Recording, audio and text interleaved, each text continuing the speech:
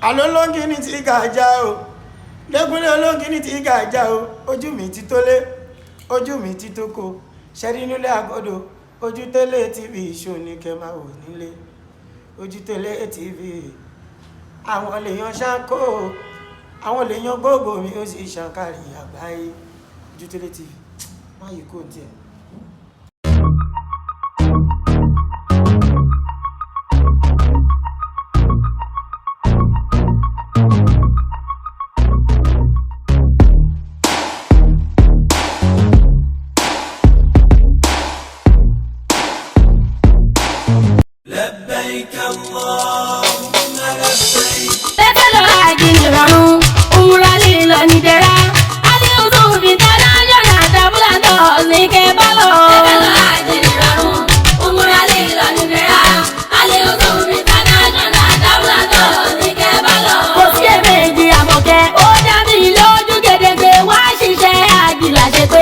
Hospitality wọ́n dúró, accommodation wọ́n jẹ́ bàbá, ticketing and reservation, consultancy services, destination advice, pẹ̀lú tourism iṣẹ́ wọn ní group tours arrangements. Mo fẹ́ lọ àjì pẹ̀lú múra wa wọ́n ní mọ̀mọ́ tó lè bá lọ. Máa bọ̀ ní Al-Yusuf International Travels and Tours tó kalẹ̀ sí nọ́mbà 50 Ìṣàgá Road, Owódélé bus stop along Lute Road, Sùúrùlérè, Lagos. Telephone 0803-512-4441 tàbí 0802-396-3632. Ọ́fíìsì wọn tó wà nílùú Ìlọrin, Ìbàdàn, Ọ̀yọ́, Ayétòrò. Al-Yusuf International Travels and Tours, ìbẹ̀rù Ọlọ́run ni wọ́n fi ń ṣiṣẹ́ tiwọn.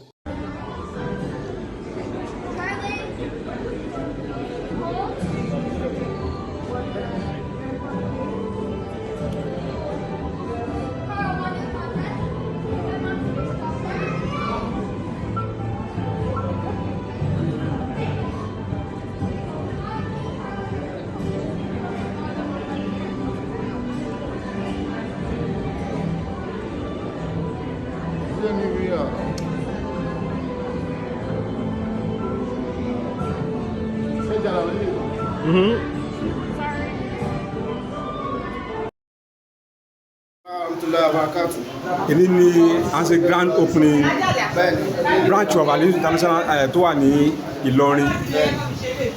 Àkọ́nà orúkọ ẹlẹ́kùnrin sà. Orúkọ mi Alhaji Musa Abdulkadir tí mo jẹ́ mísọ́nà fún iléeṣẹ́ Al-Yusuf International Travels and Tours. A rí i pé iléeṣẹ́ òtún káàkiri ó wà lẹ́kọ̀ọ́, ó wà Ìbàdàn, ó wà lóṣogbo. Alhamdulillah. Kí ló wá ló tẹ̀ ti Ìlọrin? Kí ló fà tẹ́ gbé wá sí Ìlọrin náà? Alhamdulillah, adúgbò lọ́dọ̀ Ọlọ́run. A rí pé a rí oore tó pọ̀ nínú Ìlọrin. A ti ní ọ́fíìsì sí Ìlọrin tẹ́lẹ̀. Àmọ́ ìta tó wá ṣe yìí náà, a rí pé àwọn èrò tá à ń kó nílùú Ìlọrin tó sì nífẹ̀ẹ́ wa wọ́n pọ̀. Eléyìí náà ló wú wa lórí láti fi ní ká tó wá sí branch ní sí Alhamdulillah bá ti dé sí náà kódà tí ìsìta tó ti ń lérò ṣèyí tá a ṣe ìrìn Alhamdulillah bí kò tí wájú náà ṣe ń lọ sókè kọ́lọ̀ jẹ́ ìta wá sí lónìí náà kọ́lọ̀ jẹ́ kó máa lọ sókè. A rí i pé àwọn tó ń ṣe irúṣẹ́ tẹ̀ ń ṣe wọ́n pọ̀ káàkiri ayé. Kí ló mú iléeṣẹ́ tí tó fi yàtọ̀ sí àwọn yòókù? Alhamdulillah, adúpẹ́ fọ́lọ́run, àṣìyàn àná Muhammad torí tí ẹ̀dá bá ń ṣiṣẹ́ òun ṣe póun náà ni ó nílà káyà bó lágbára débẹ̀ àfi kúnkún Ọlọ́run. Aláàjì wa ọ̀gá wa aláṣẹ àti olùdarí iléeṣẹ́ Al-Yusuf International Travels and Tours, òótọ́ àti òdodo òun náà fi lékè iṣẹ́ wọn, wọ́n sì ń jẹ́ kí iléeṣẹ́ náà kí wọ́n gbèrú sí kó máa lọ síwájú. Ọlọ́run náà la máa kí lórí ẹ̀, kò sẹ́dá tó ní ọgbọ́n àbí lágbára kan tó jọ Ọlọ́run lórí ìlú ṣe fún Alhamdulillah. Ẹ̀sà àwọn míì tẹ́ bá tẹ̀lé àwọn oníṣẹ́ kan lọ sí hajj, wọ́n máa ń complain pé ọ̀tọ̀ nìkan tí wọ́n promise àwọn, ọ̀tọ̀ nìkan tí wọ́n gbé láwọn lóògbà náà débẹ̀. Ẹlòmíì wá tiẹ̀ promise pé ẹgbẹ́ ìgbà tó máa ń lọ jásí Kánò, ajásí Kaduna. Kílẹ̀ fẹ́ sọ àti pé báwo ni ẹ ṣe ń tọ́jú àwọn tí wọ́n tẹ̀lé lọ láti Nàìjíríà lọ sí Saudi, báwo lẹ́yìn tọ́jú wọn sí? Kí làwọn nǹkan tẹ́ ní ẹ̀rí pé ẹbí jẹ́ kí ájì àti múra kúrò fún wọn? Alhamdulillah, adúpẹ́ fọ́lọ́. Gẹ́gẹ́ bí ẹ̀yin náà ṣe gbọ́ gbogbo ẹ̀ tán testify sí iléeṣẹ́ wa, tábà dọ̀hún kò sí bí àwọn tó tẹ̀lé wọn ṣe fẹ́ ṣe. ọ̀gá wa gan-an bẹ́ẹ̀ bá fẹ́ sọ pé ẹ fẹ́ ṣe bákan tẹ́ ẹ fẹ́ tọ́jú ọ̀gá wa ò ní gbà gbogbo ìtọ́jú oúnjẹ Nàìjíríà gbogbo oúnjẹ tó bá wọn lára mu náà là ń fún gbogbo wọn fẹ́ lọ sàfá wọn fẹ́ lọ mọ́rùwà àwọn àfáà tó wà competent gbogbo wọn wà á dúró pẹ̀lú wọn nítorí ìtọ́jú wọn náà torí ẹ̀ gbogbo wa náà fi wà pẹ̀lú wọn kí abẹ́ Ọlọ́run kó fún wa ní okun àtagbára táàbí fún máa ṣe jù bẹ́ẹ̀ lọ. ẹ sàárì pa àwọn mímọ̀ tó yẹ pé ó wù wọ́n pé kí àwọn náà lọ sí hajj náà lọ múra ṣùgbọ́n àti kó yẹn lẹ́ẹ̀kan tí wọ́n ń jẹ́ ìrìnà fúnpa mi ìdí àǹfààní wà nílé iṣẹ́ yín láì jẹ́ kí wọ́n máa sán déédéé instrument payment ló wà. alhamdulilayi ó wà torí ẹni tó jẹ́ aláṣẹ àtòlùdarí iléeṣẹ́ aláàánú instrumental payment wà ó ti dé àsìkò kan tó bá dé àsìkò kan wá ní kí gbogbo wa sanwó wa ṣùgbọ́n ìrọ̀rùn wà láti máa sanwó díẹ̀díẹ̀. ẹ̀sà àwọn ará àwọn oníṣẹ́ pàṣẹ pé wọ́n kà mí lọ́wọ́ jẹ́ pé wọ́n rẹ́gísítà pẹ̀lú àjọ tó ń rí sí wọ́n ti ń kó àwọn èèyàn lọ sí hajj àtúmúra ǹjẹ́ iléeṣẹ́ yín ṣe ẹ rẹ́gísítà. alhamdulillah gbogbo ohun tí ń jẹ́ ìwé lọ́dọ̀ àwọn NACON olùdábùjá gbogbo ẹ̀ òun Ọlọ́run ní kí iléeṣẹ́ wa ní alhamdulillah lórí òdí ẹyọ kan àti tí ń gba location ní ìsìn ó ti pẹ́ so alhamdulillah gbogbo wa ló gbé. ẹ̀sà gẹ́gẹ́ bí sọ́nà tàbá rí àwọn tó yẹ kó yá wọ́n fẹ́ tẹ̀lé iléeṣẹ́ lọ nígbà wọn ní pèsè. alhamdulillah nọ́mbà ọ̀gá wa náà lọ pé gbogbo áàpì ní wa gbogbo ẹ̀ ní nọ́mbà àlùfáà wa mẹ́ ìṣẹ̀lẹ̀ náà. ǹjẹ́ ẹkún àti pé ájẹ́ mọ̀ lórí rẹ̀. nọ́mbà tí wọ́n lè pè sí òun náà ní 08035124441 eléyìí náà nọ́mbà tí aláṣẹ 08035124441. Nínú iléeṣẹ́ Al-Yusuf International Travel and Tours wọ́n ń ṣí ẹ̀ka ti lọ́rin ẹ̀dẹ̀ ní àbánsádọ̀ wọn kí ló gbé yín dé lọ́rin kí ló gbé wá sí lọ́rin kí ló gbé iléeṣẹ́ wá sí lọ́rin. ẹ̀yin fúnra yín mọ̀ nǹkan tó gbé mi wá ọ̀gá mi ló gbé mi wá iléeṣẹ́ wa lálùbáríkà pan tó ń jẹ́ Al-Yusuf International Travel and Tours àwọn náà gbé mi wá sílùú ọ̀hún.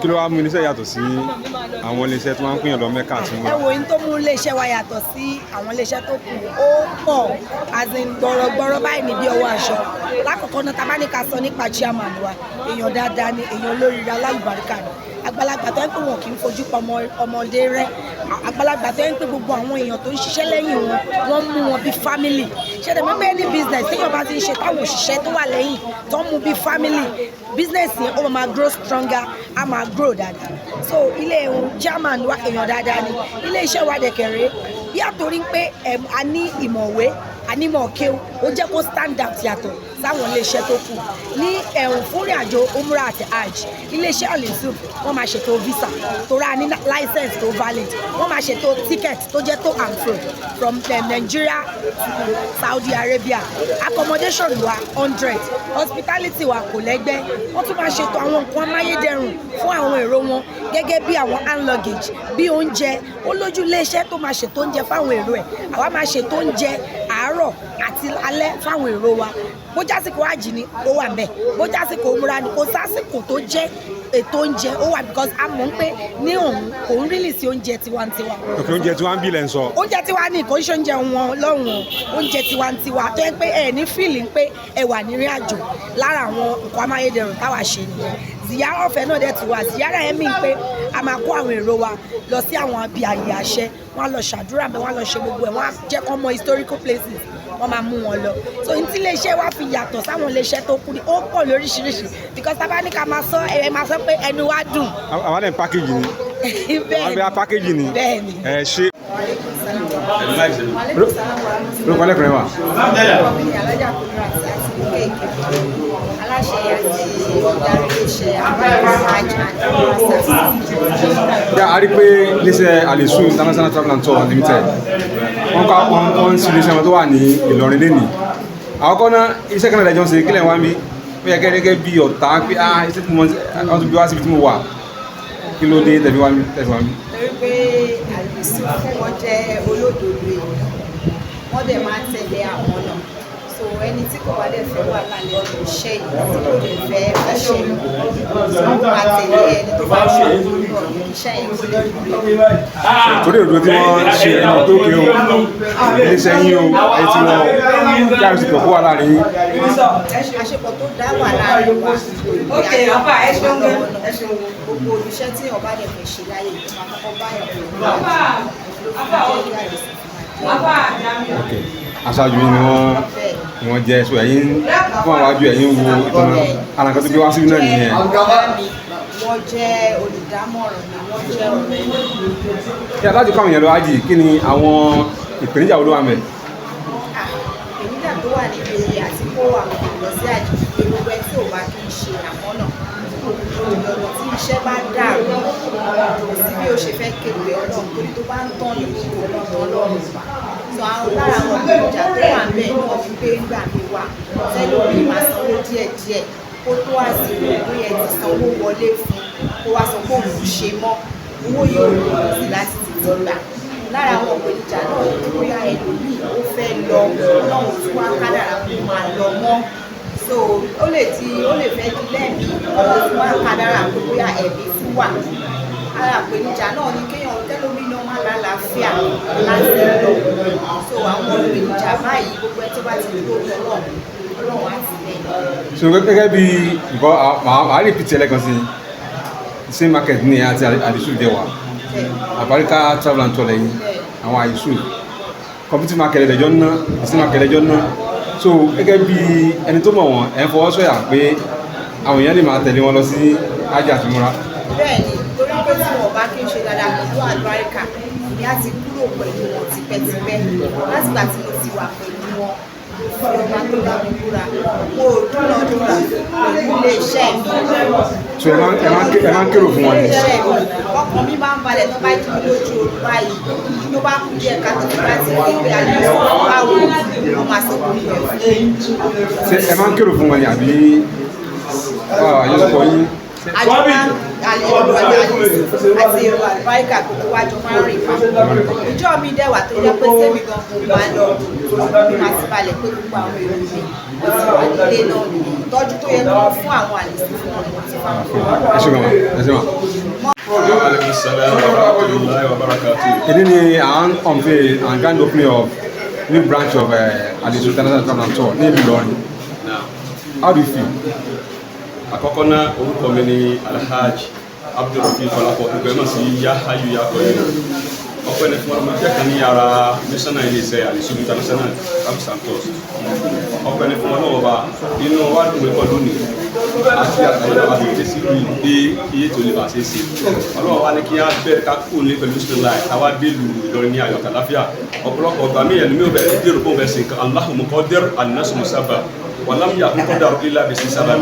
Kò sí láyé Ọlọ́run yóò kádàrà kẹ́yìn ló sì sára mi àmọ́ gbà mí sábà bí mi ò fẹ́ sí tí ò ní ṣe é ṣe àwa la gbèrò bá fẹ́ ṣe àmọ́ gbà tó wọ Ọlọ́run náà Ọlọ́run náà ní kó ṣe é ṣe pẹ̀lú ẹ̀ àkọ́kọ́ náà afúnwá gbogbo àwọn tó wá pè Ọlọ́run ní kó ráyè wá Ọlọ́run tó wá ní kéètò náà kó lọ ní ìrọ̀wọ́ àti ìrọ̀sẹ̀ alhamdulilayi rabbil alamin inú mi dùn pé a dá ilé iṣẹ́ mi lẹ̀ sí ìlú Ìlọrin kó sì pẹ̀lú ìyọ̀dọ̀ Ọlọ́run wọ́n ní àyùbá ní èrè ní ọlọ́jà jẹ lábọ̀ọjà ọlọ́jà jèrè pẹ̀lú ìyọ̀dọ̀ Ọlọ́run. ẹ tún àpẹẹrẹ Àdìsú ó ti ṣe díẹ̀ irú èèyàn wo ni wọ́n.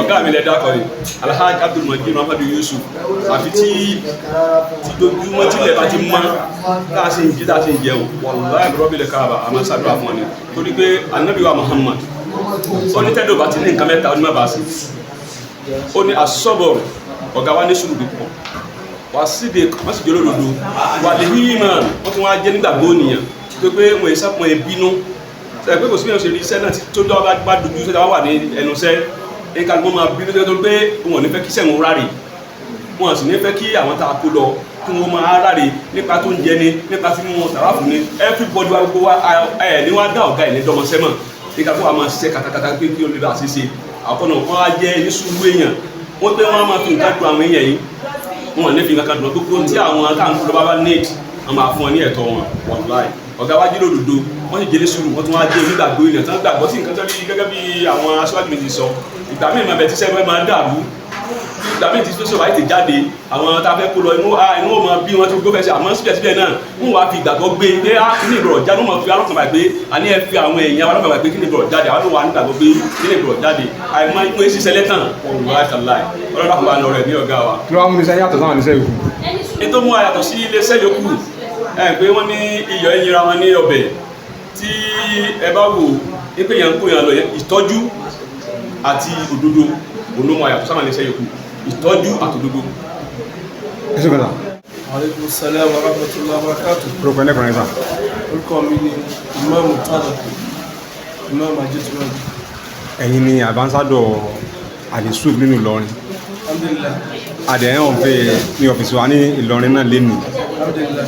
àkọ́kọ́ náà kí ló tẹ̀ fi tẹ́wọ́ gba Al-Yusuf.